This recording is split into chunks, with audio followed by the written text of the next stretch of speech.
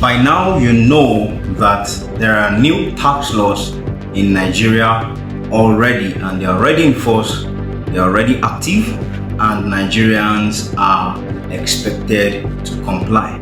However, do you know that there have been controversies surrounding these new tax laws? Hi there, my name is Victor. Welcome to my channel, and in this video I'm talking about tax controversies. If you have not subscribed to my channel, please do so and share and follow. Alright guys, so you know by now that there are new tax laws.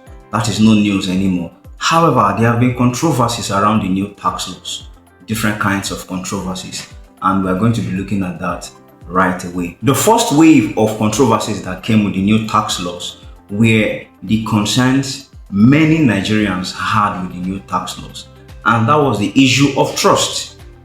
The main questions, the very questions Nigerians were asking was this: will expanding the tax net in Nigeria lead to good rules, better living for Nigerians, better conditions of living, good hospitals, good governance? Or is the revenue that will be gotten from expanding the tax net going to fund the exorbitant lifestyles of elites and political leaders? That was the first wave of controversy that came with the new tax act. As a matter of fact, this controversy is still there. People are still asking the questions: what will the new tax law do for the common man, the common Nigerian? The next wave of controversies that came with the new tax laws was the controversy around VAT, the value added tax. Now, the Presidential Committee on Tax Reforms and Fiscal Policy came up with a principle called the derivation principle, whereby states receive revenue based on where goods are produced and where goods are consumed.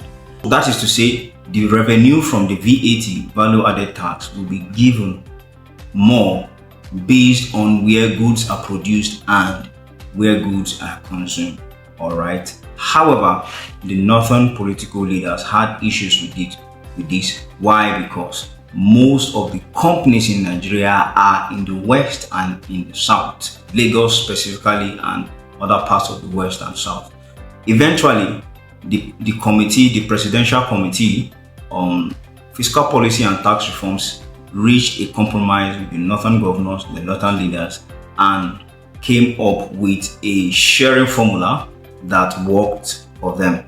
So it was agreed that 50% will be based on equity, 30% derivation, and 20% population or sharing. All these percentage would be how the revenue from value added taxes will be shared. And that was the second wave of controversies. We thought that was over until the 7th of December 2025, when Honorable Dasuki, a member of the House of Representatives, raised an observation on the floor of the House. And his observation was this: that the laws that were passed by the National Assembly were at variance with the laws that were in circulation and available to Nigerians. This was a huge allegation and observation, and it was looked into. A committee was set up. CTCs of the law, that certified truth copies of the law, were compared, and observations were made as to the fact that this allegation was true. So some of the observations and variance was to the fact that some sections of the law which were passed by the National Assembly were either different or absent from the one that is available to the general public. And in particular, one of the major sections that was in controversy is Section 29 of the Nigeria Tax Administration Act.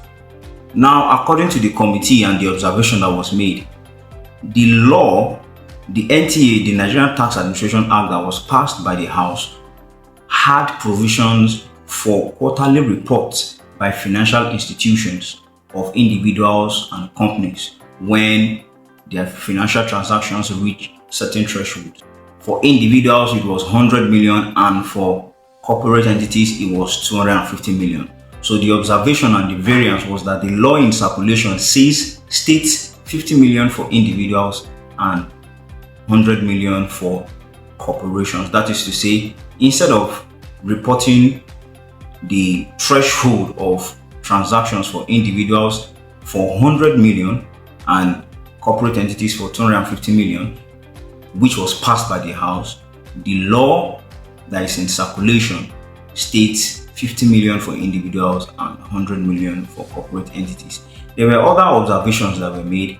An example has to do with the power of the tax authority to recover tax debts or tax delinquencies with or without the order of the court. This and some other aspects of the provisions of the new laws are in controversies.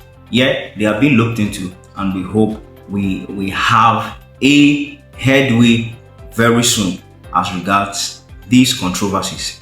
Now, here is where I'm driving at with all this. It is historically proven with track records that there has always been controversies with tax reforms, not just in Nigeria, in other parts of the world. And so it becomes even more important and sensitive for the government to ensure that trust is maintained, clarity and accountability is held high. The truth is, nobody wants their money to be taken from them and do not see results. Anyone who pays taxes wants to see something working well in infrastructure, in government policies, and many more.